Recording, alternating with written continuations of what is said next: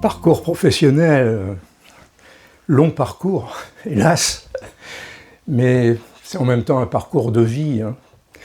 Très heurté, une histoire compliquée, un petit peu longue. Je vais essayer de résumer un petit peu. Je suis sociologue, donc je sais bien qu'on est pris dans l'histoire et dans les mouvements, dans les contextes. On n'invente pas sa vie comme ça, tout seul dans son coin. Et moi, il y a eu un élément un peu déterminant, c'est que j'ai commencé mes études universitaires. Je suis rentré à l'université à l'automne 1967.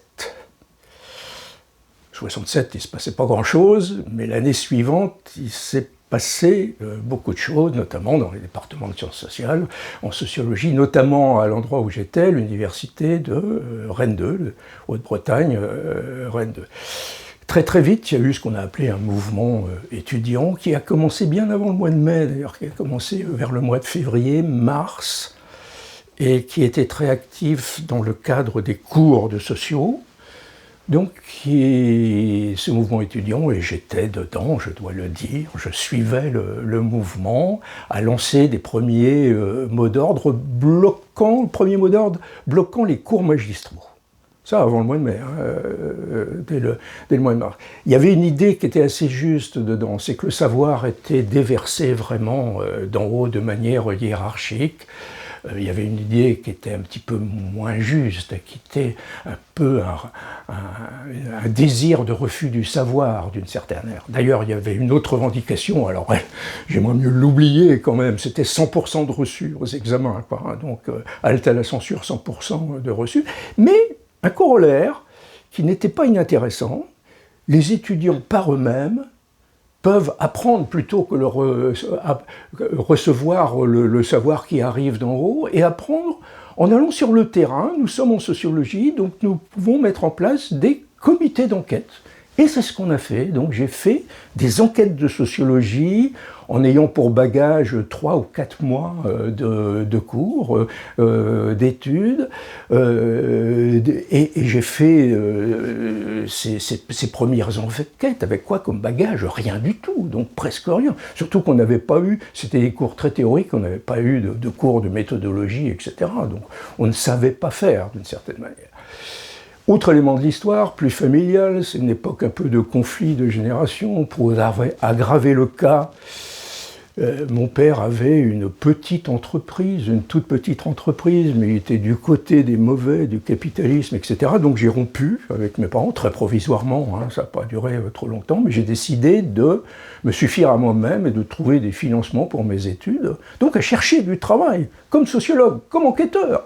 Et je commençais à savoir faire, puisqu'il y avait ces comités d'enquête. Et j'ai trouvé très facilement, alors là, ça fait rêver les étudiants d'aujourd'hui, j'ai trouvé très facilement du travail. C'était l'époque du développement des grands ensembles, par exemple. Il fallait faire des enquêtes sur les usagers des futurs centres sociaux, etc. Il fallait interroger les gens, etc. Donc j'ai été embauché très très vite, dès le début, avec quelque chose qui ne collait pas avec cette démarche, c'était mon désir de théorie. Depuis le début, je suis ça, il y en a beaucoup qui ne comprennent pas dans ma trajectoire, parce que je traite beaucoup de petits sujets, d'éléments qui touchent à la vie quotidienne, mais moi, ce qui me passionne, c'est vraiment la théorie. Donc j'étais un petit peu frustré d'une certaine manière, et j'avais envie de faire parler ce que j'avais en face de moi, c'est-à-dire les enquêtes de terrain.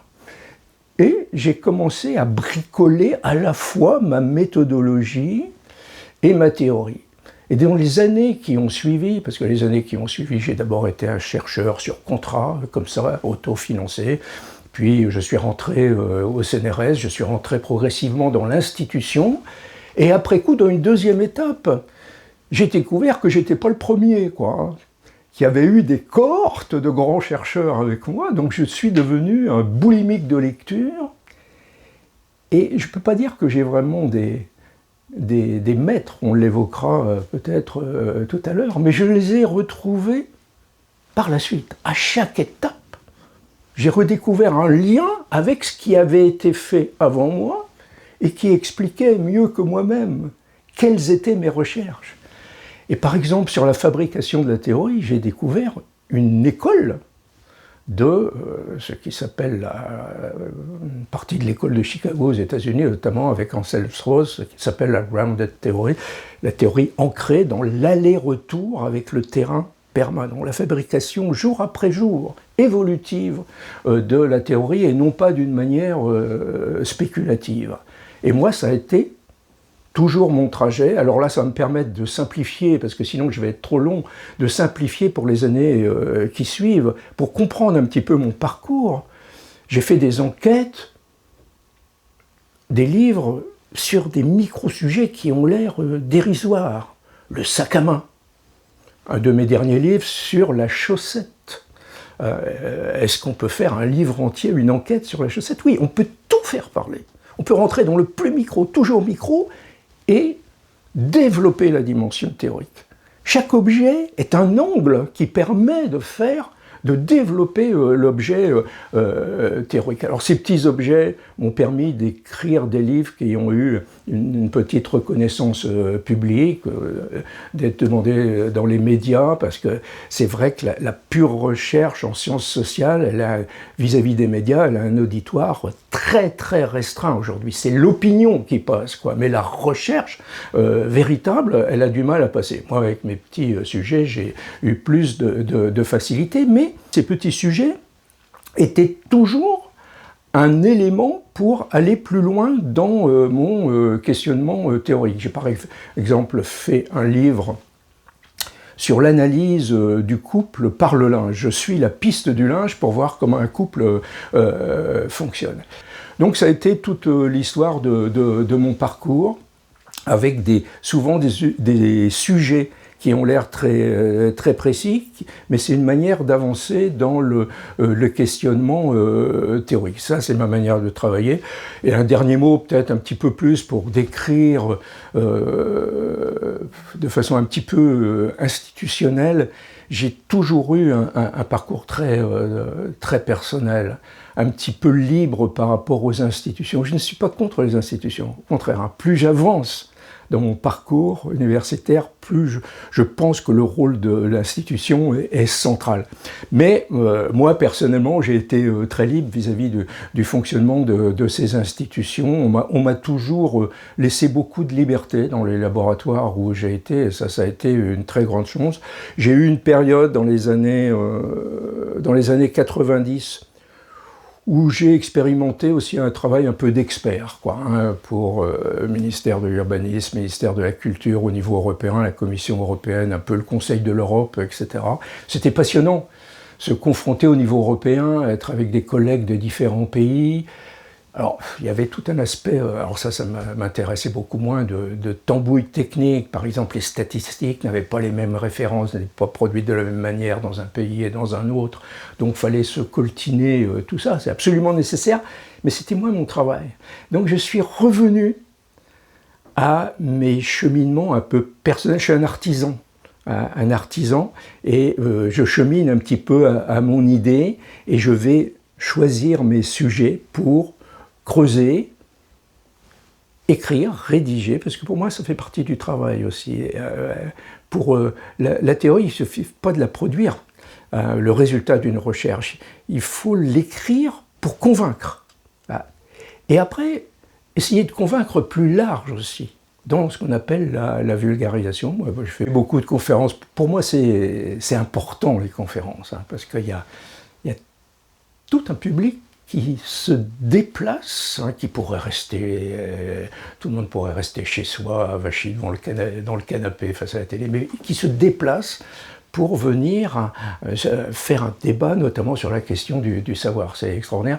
Et une des gratifications, mais les plus énormes que je puisse avoir, c'est que parfois, à l'issue d'une conférence, il y a des personnes qui viennent me remercier, j'ai eu ça plusieurs fois, et j'ai entendu ce qu'elle me disait, me remercier parce que je leur avais fait découvrir le monde de la sociologie et des sciences sociales. J'avais été un passeur, d'une certaine manière, par mon travail de vulgarisation. Bon, alors ça, j'aimerais que mes collègues entendent ça, c'est important pour la sociologie aussi.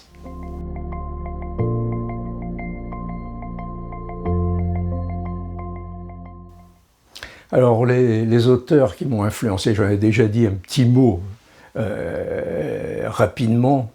J'ai déjà dit que c'était pas pour moi des maîtres. J'ai pas été le disciple de certains maîtres, mais j'ai découvert après, j'ai subi de grandes influences et j'ai été ébloui intellectuellement par certains auteurs. Parfois, comme je l'ai dit, il y a d'abord eu le bonheur du lien. J'étais pas tout seul dans mon coin, j'avais pas pensé n'importe quoi. C'était validé d'une certaine manière par des penseurs qui avant moi avaient développé le même type d'argument. C'est notamment le cas, j'en ai dit un petit mot sur la méthode. Hein. J'ai découvert cette école de Chicago, notamment Anselm Strauss, hein, qui avait développé ce modèle de la théorie ancrée. Ça m'a validé et puis ça m'a donné toute une série de nouvelles idées. Ça a été un nouveau départ. Également, dans le même ordre d'idées, tout un courant de méthodologie en ethnologie. Parce que je suis sociologue, on est dans une discipline, et discipline c'est important, j'ai le diplôme en sociologie, mais je suis très libre dans mes approches disciplinaires, je voyage beaucoup en histoire, je voyage en psychologie, en psychologie sociale, et en ethnologie aussi. Je suis sans doute plus anthropologue que sociologue, mais bon, j'ai le diplôme de sociologie, donc allons-y pour sociologie. Donc en anthropologie, j'ai notamment la référence à Clifford Geertz, qui travaille, qui développe l'idée du contact permanent, du malaxage d'une certaine manière entre ce qu'il appelle le savoir local, c'est-à-dire l'enquête de terrain, le micro absolu, et le savoir global, la généralisation, le développement théorique que l'on peut avoir. Sinon, au niveau des idées, au niveau des théories, faut que je réduise un petit peu, parce qu'il y a beaucoup de personnes. Je n'ai pas eu véritablement de maître, mais j'ai eu beaucoup d'influence, et notamment dans les différents thèmes que je développe, ça ouvre des spectres différents. La première référence, pour moi, le grand éblouissement, c'est Norbert Elias. Norbert Elias, un auteur magistral qui est parfois un petit peu critiqué par certains historiens, notamment, qui disent dans tel détail, il a un petit peu simplifié. Oui, il voyage avec une certaine hauteur sur le déroulement de l'histoire, avec une certaine rapidité, mais alors il nous apporte. Il a une vision. Dans l'étymologie du mot théorie, dans la racine, il y a vision. Alors c'est une vision que l'on peut espérer qu'il soit fondée, hein, mais il faut que ça décolle d'une certaine manière la théorie. Il faut que ça nous transforme. Il faut qu'on ne voit plus le monde pareil une fois qu'on sera entré dans l'univers d'un auteur. Il nous donne des lunettes différentes. Et ça, Elias le fait d'une manière absolument magistrale, en un ou deux mots sur ses idées. Elles sont très nombreuses, mais la première, pour moi, la plus importante, c'est de dire que l'individu n'est pas une entité, n'est pas une entité séparée du monde. Il dit que l'individu est un processus qui est pris dans des réseaux d'interdépendance. Et on ne comprend rien si on ne rentre pas, si on ne déconstruit pas, je dirais, cette idée de l'individu comme une entité. Et cette dynamique, il l'inscrit dans l'histoire. Et c'est ça qui est extrêmement important. Alors évidemment, il ne faut pas avoir une vision évolutionniste, réductionniste de l'histoire, comme il y avait l'évolutionnisme au XIXe siècle, avec l'évolutionnisme moral, d'une certaine manière, qui a débouché sur le colonialisme, etc. Bien sûr, mais il faut voir à quel point nous sommes pris dans les mouvements de l'histoire. Et dans mes livres, dans la plupart de mes enquêtes, je replonge dans l'histoire. C'est pour ça que dans mes influences, il y a énormément d'historiens. Alors je suis plus proche de certains, la micro-histoire italienne à la Carlo Ginzburg, ou en France Alain Corbin, ou Georges Vigarello par exemple, mais tous les travaux historiques, quand je commence une enquête, je commence souvent par l'histoire. Et bon, j'ai fait un livre sur le baiser, par exemple. Mais alors, ça a été une catastrophe, parce que quand j'ai commencé à rentrer dans l'histoire, c'est une histoire absolument folle et d'une complexité inouïe. Ce qui fait que mon livre est devenu aux 2/3 historique, quoi, hein. Donc, ce qui pose un petit peu un problème, il faut que je me limite d'une certaine manière. Sinon, quelques autres noms, un ou deux noms en plus quand même. Alors si un auteur pour moi extrêmement important, un peu oublié aujourd'hui, un anthropologue, André Leroi-Gourhan, qui lui aussi a une force d'interprétation, une vision, notamment sur les mouvements de l'histoire. Il conteste un petit peu le fait que l'humanité se soit séparée du monde animal à partir du cerveau. Et pour lui, il dit non, c'est la main qui a été importante, c'est l'outil. Et c'est ça qui a développé le cerveau. C'est à partir du moment où une partie de la mémoire humaine a été déposée en dehors du cerveau. C'est sédimenté en dehors, dans une culture, dans une civilisation qui se transmettait ensuite de génération en génération. Et ce qu'il écrit est passionnant. Et il arrive presque jusqu'à notre époque. Malheureusement, il est décédé dans les années 60, 70, à l'époque où il y avait les cartes perforées. Alors là, on remonte à l'antiquité de la modernité technique. Il fait une analyse prodigieuse des cartes perforées. Mais en fait, il faut le relire pour comprendre ce que va nous apporter l'intelligence artificielle. C'est un des meilleurs analystes, avec ces cartes perforées de ce qui va se passer au niveau de l'intelligence artificielle. C'est ce même processus du dépôt de la mémoire en dehors du cerveau des individus. Puis j'ai dit un petit mot sur Bourdieu. Oui, alors moi, une référence très critique. En même temps, pour moi, c'est une référence importante parce que Leroi-Gourhan parle par exemple des chaînes opératoires machinales. C'est-à-dire, il parle aussi, pour lui, c'est extrêmement important, de ce non-conscient qui est dans les individus. Bourdieu en parle aussi. Il a toute sa théorie de l'habitus qui est très construite, c'est très savant, c'est éblouissant, c'est très très bien. Mais pour moi, c'est un petit peu trop statique. Je veux savoir comment ils arrivent, ces habitus, et comment ils évoluent, comment ils se confrontent, et comment ils s'inscrivent dans l'histoire. Parce que Bourdieu, il n'est pas dans l'histoire, il n'est pas dans le mouvement de l'histoire, c'est sa position, chacun a sa position, c'est sa manière d'analyser les choses. Mais moi, c'est l'histoire qui m'intéresse, c'est l'évolution. C'est ce qui se passe dans notre société aujourd'hui, et c'est ce qu'on va devenir demain, des questionnements également autour de cette question-là.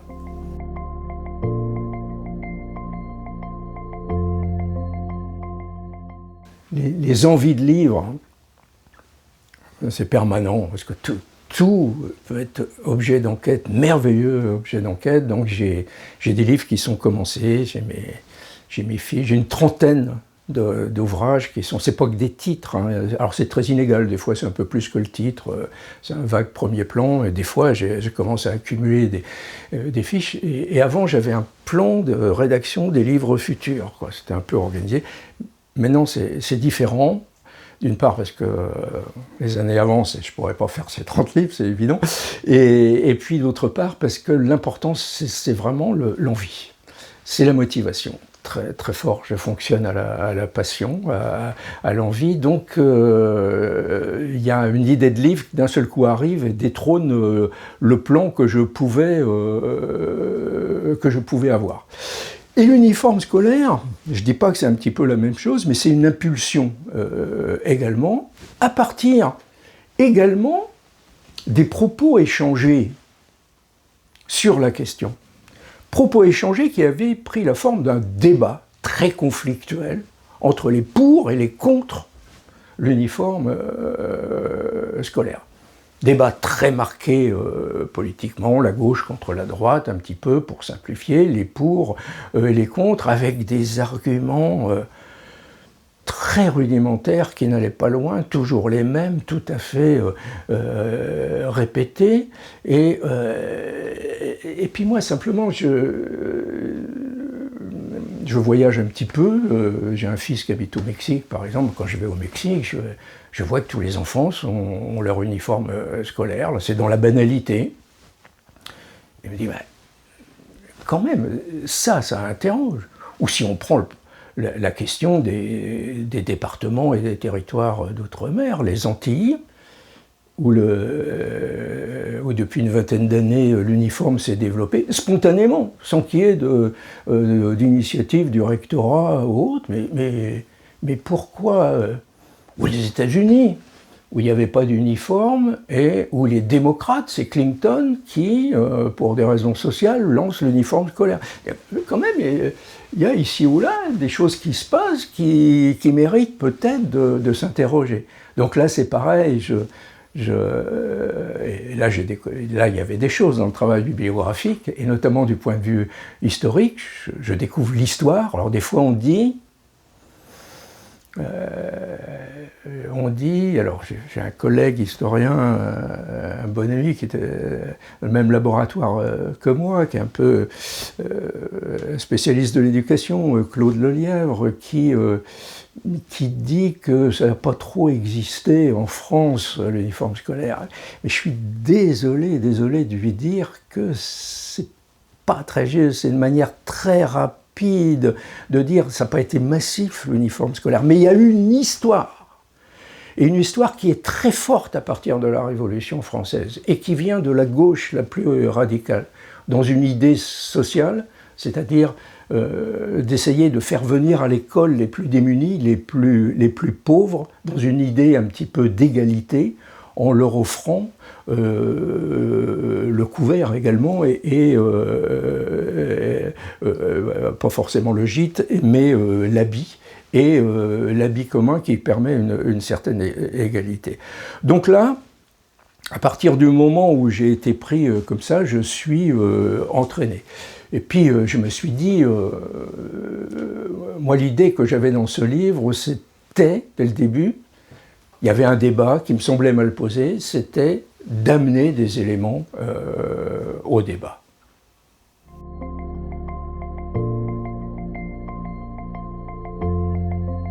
Au début, ce n'est pas des idées que je veux faire passer, c'est vraiment apporter des informations, des éléments, nourrir le débat. Faire que le débat soit un débat bien cadré, intelligent, d'une certaine manière, qu'on puisse se battre, qu'il y ait des polémiques, qu'il y ait des positionnements politiques, mais à partir d'un vrai questionnement et qui s'enracine sur un savoir. Et par exemple, il y a à peu près, j'ai essayé de faire un travail de synthèse, il y a à peu près 200 études qui existent, qui ont évalué les effets de l'uniforme à travers le monde. 200 études qui ne sont pas toutes irréprochables, parce que très souvent, elles aussi, elles sont prises dans une vision idéologique, qui a l'idée, avant d'avoir commencé l'enquête, de ce qu'on veut prouver à la fin. Mais même quand une étude est menée dans cet esprit-là, elle peut apporter quelque chose. Et on peut voir les matériaux, les éléments, on peut en retirer quelque chose. Donc j'ai tout un chapitre où je me suis payé un travail de synthèse de ces études parce que parfois il y en a une ou deux qui sont citées ici ou là, et puis sous l'intitulé « Les sociologues disent que ».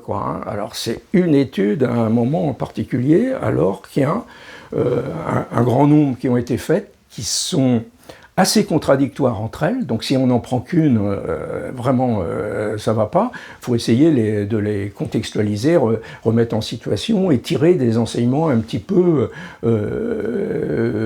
généraux. Donc j'ai fait ce travail un petit peu d'information que je voulais un petit peu le plus neutre possible, même si à la fin de mon livre, je finis par m'engager d'une certaine manière. Alors, en tout cas, je m'engage de manière résolue contre la pauvreté du débat. Là, c'est pas possible d'avoir un débat de cette... on se dit dans la société de l'information, et parfois, l'information, c'est une information très pauvre qui circule en boucle. Et le savoir, de toute façon, le savoir, c'est pas l'information. Ça, c'est extrêmement important. L'information, ça se cumule, ça se picore. Vous cherchez une information, vous la trouvez. Et peut-être que vous avez déjà votre votre grille de lecture du monde, vous prenez l'information et vous l'introduisez, quoi. Et vous n'avez pas été changé. Le savoir, c'est un changement, et ça, c'est très dur à expliquer. Mais ce n'est pas une accumulation, le savoir. Au contraire, il faut couper des informations et articuler d'une certaine manière celles que l'on a pour argumenter et faire voir les choses d'une certaine manière. Donc la logique de l'information n'est pas la logique du savoir. Donc moi, là, j'ai cumulé de l'information, mais j'essaie de l'organiser pour qu'on ait une vision sur l'uniforme. Alors, il y a quelques grandes parties, il y a un tour du monde, parce que ça c'est un aspect informatif aussi, il y a le bilan de ces 200 études, il y a un tour du monde où l'on voit que eh bien, il n'y a qu'en Europe continentale où il n'y a pas d'uniforme. Déjà tout de suite, et quelques pays d'Afrique francophone. Mais dans un certain nombre de pays d'Afrique francophone, c'est en train de changer en ce moment, comme dans les départements et territoires d'outre-mer, comme aux États-Unis ou au Canada où il n'y avait pas d'uniforme, mais, ça c'est un autre élément, depuis 20 ou 30 ans, l'uniforme scolaire se développe à travers le monde. Pourquoi ça se développe depuis 30 ans? Oui, parce qu'on a l'impression que c'est un vieux truc, là, l'uniforme, ça appartient au passé, que c'est véritablement archaïque. On est depuis, dans les années 60, dans la société de la liberté individuelle, surtout les jeunes. Et chacun s'habille à son idée et va construire son identité à partir de son look. Ça paraît tellement évident. Pourquoi ramener cette discipline et ce vêtement qui apparaît archaïque? Oui, ça paraît bizarre. Mais du coup, pourquoi ça se développe quand même? Quelle est l'explication? C'est ça véritablement la question qui pour moi est la plus intéressante, qu'il faudrait creuser, mais qu'on n'a pas creusé dans les débats. Il y a eu la gauche qui était contre au nom de la liberté individuelle, la droite et l'ultra-droite qui étaient pour au nom du rétablissement de l'ordre et de la discipline. Mais on a raté une question, le débat qu'on aurait pu avoir.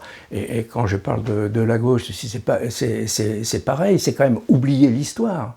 Dans les débats, il faudrait qu'à ce moment-là, ceux qui se positionnent dans la gauche contre l'uniforme scolaire expliquent pourquoi ils renient ce qu'a été la position de la gauche autrefois. Ça me semble tout à fait important. Alors ça, c'est un peu une provocation, parce que par exemple, dans les syndicats enseignants qui sont majoritairement contre, il y a des arguments qui sont évidents, qui font mouche en disant « mais qu'est-ce que c'est que ce sujet un peu dérisoire, alors qu'on manque de profs, qu'on manque de moyens, qu'il y a des questions pédagogiques d'une lourdeur énorme, qu'il y a une restriction des crédits, etc. etc. » Donc ça, c'est complètement logique, parce que l'uniforme, ça va être des dépenses en plus. Donc ça, c'est très recevable. Mais ça n'empêche pas de s'interroger sur qu'est-ce que ça veut dire l'uniforme. Peut-être qu'on n'a pas les moyens actuellement, peut-être qu'il y a des sujets qui sont prioritaires dans l'éducation, c'est tout à fait évident. Ça n'empêche pas de débattre.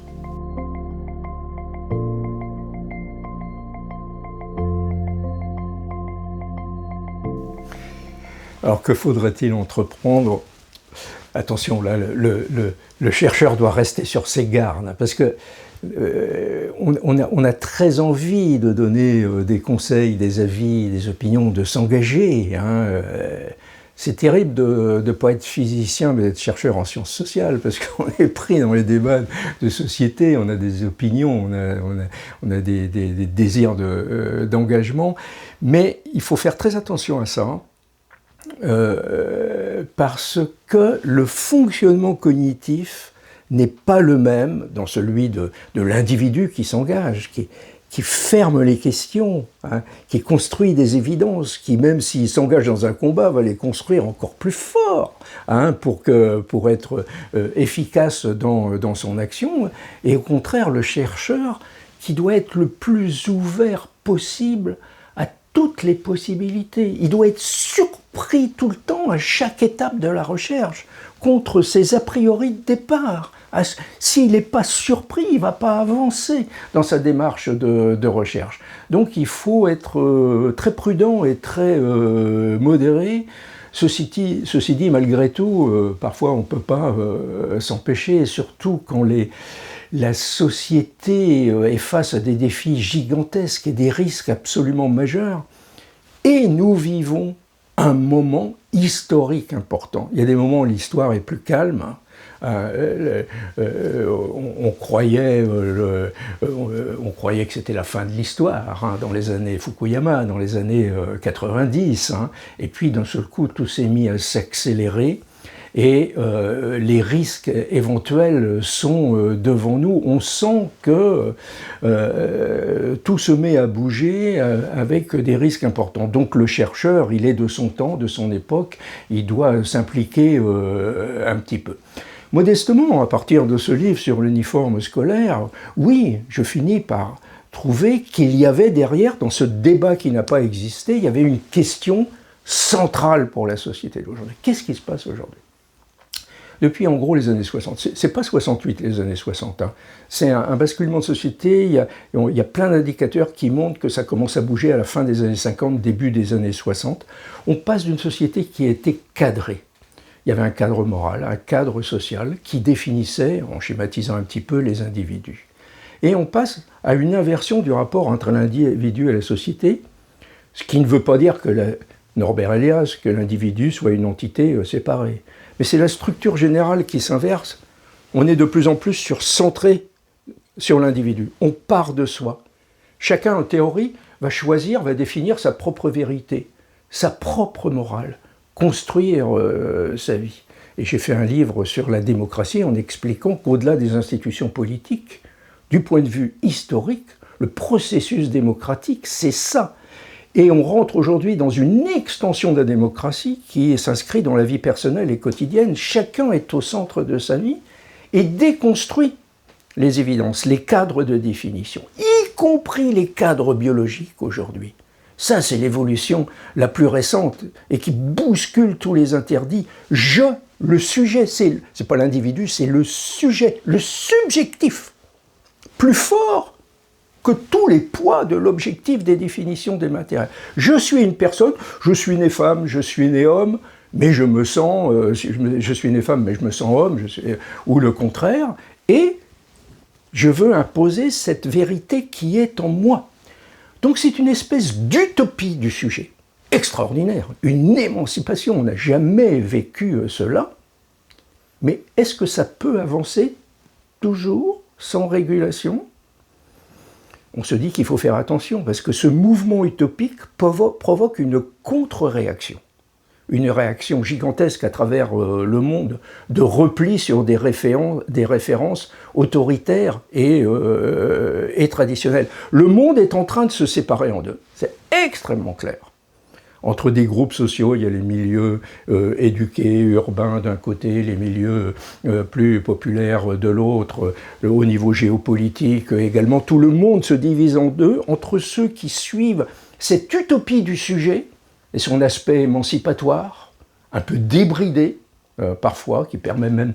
Il y a une vraie griserie de la fête de l'émancipation du sujet, de sa légèreté existentielle, et face à ça, au contraire, une réaction de plus en plus dure, de plus en plus fermée. Le monde se divise en deux, mais, on le voit dans un certain nombre d'indicateurs, c'est le monde de la réaction qui est en train de gagner actuellement, qui monte. Donc là, les chercheurs, il y a une urgence. Il y a une urgence pour l'avenir. Il faut s'interroger, et moi, mon idée, et là, c'est une petite proposition très modeste, mais je dis, effectivement, je m'engage un peu. Est-ce qu'il ne faudrait pas continuer à se ranger du côté de l'émancipation du sujet, mais en régulant un tout petit peu cette avancée, en trouvant des régulations, des repères. Et je prends un exemple qui est l'enfant. L'enfant, Le bébé est une personne, avait dit Dolto. Et ça a été extraordinaire, hein, parce que les petits bouts de chou, maintenant, ils sont, avec cette nouvelle éducation, ils sont vraiment, ils ont des compétences, une liberté, c'est époustouflant. Donc il faut être à leur écoute, leur permettre d'être créatifs, de s'exprimer, mais est-ce que ça veut dire qu'ils sont des sujets absolus dès qu'ils ont 1 an ou 2 ans, par exemple? Quand même, déjà, ça va poser un énorme problème aux éducateurs et aux parents, parce que les parents ne peuvent plus dire rien si l'enfant dit « mais moi je décide à mon idée ». Oh, t'as vu ta chambre, c'est quand même le bazar absolu, et le môme qui répond, mais c'est ma chambre et je gère à mon idée, quoi. Hein. Donc, du coup, ça devient impossible. Est-ce que l'enfant, disons jusqu'à un certain âge, ne reste pas un enfant qui doit être libre, créatif, mais en même temps un enfant? Et l'enfant qui est un écolier, est-ce qu'il n'a pas à rentrer dans le rôle d'écolier? Et pour moi, l'uniforme, c'est comme un déguisement d'une certaine manière. Les enfants, ils adorent les déguisements. Et les uniformes, les ados, il y a des fois des résistances à l'uniforme. Mais quand on veut l'introduire dans un lycée, mais pas en maternelle, les mômes, ils vont rentrer dans le rôle d'écolier. Un rôle qui est inscrit dans l'institution scolaire. Institution menacée par l'autonomisation, le grignotage de l'autonomisation de l'intérieur. Et c'est là que je regrette qu'il n'y ait pas eu ce débat. L'uniforme était un très très bon exemple pour discuter de cette question jusqu'où peut procéder l'autonomisation individuelle. Est-ce qu'il ne faut pas y réfléchir? Je ne dis pas contrôler, mais trouver quelques repères. Et là, la tenue commune, c'est quelque chose. Et puis, c'est pas forcément un uniforme, ça peut être juste un t-shirt. On est habillé, de toute façon, on garde les chaussures, tout, de soi, et on met un truc pour dire, on a un lien. On a un lien entre nous, et on est dans le rôle, dans le moment où on est dans l'école. Et peut-être qu'on doit ne pas être tout puissant par rapport à la question du savoir. On a des choses à apprendre. On a des choses à apprendre. Il faut rentrer dans ce rôle scolaire. Voilà, donc c'est ça. Bon, j'espère que c'est pas encore fini, qu'il sera encore temps malgré tout.